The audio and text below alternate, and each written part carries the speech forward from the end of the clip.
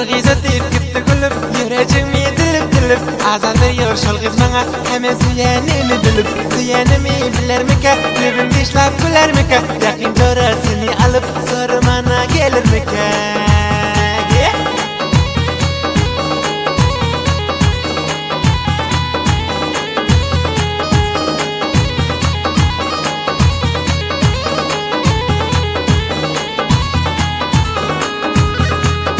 İşaretler olayım bakayım, oynasa geriden takıp şunun oynayışını görsem nasıl olup var yunakıp nasıl edip oynar mıka, kara gözü yanar mıka, aşk yolunda ginap beni, şol güzel sinar mıka, aşk yolunda ginap beni, şol güzel sinar mıka.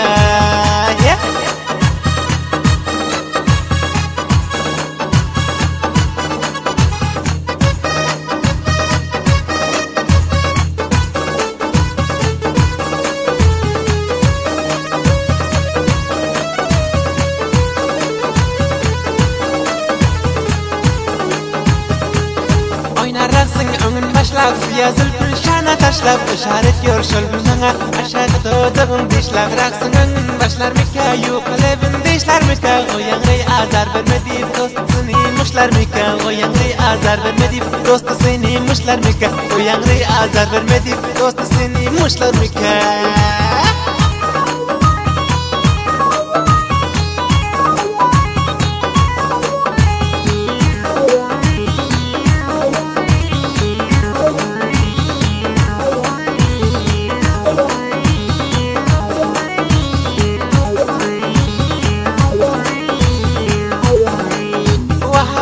Yürsen bile, siyasıl bir düşür bile, gerçeğe yetabilmesem göz yaş akıp dönür sile. Ya gözün yaş akar mıka, ya ki kulüp bakar mıka, men biçarani unutup ya başka yer tapar mıka, men biçarani unutup ya başka yer tapar mıka. Hayırlı Cane Dilsiz'in şiiri bilen okuyoruz, dinlep lezzet alın.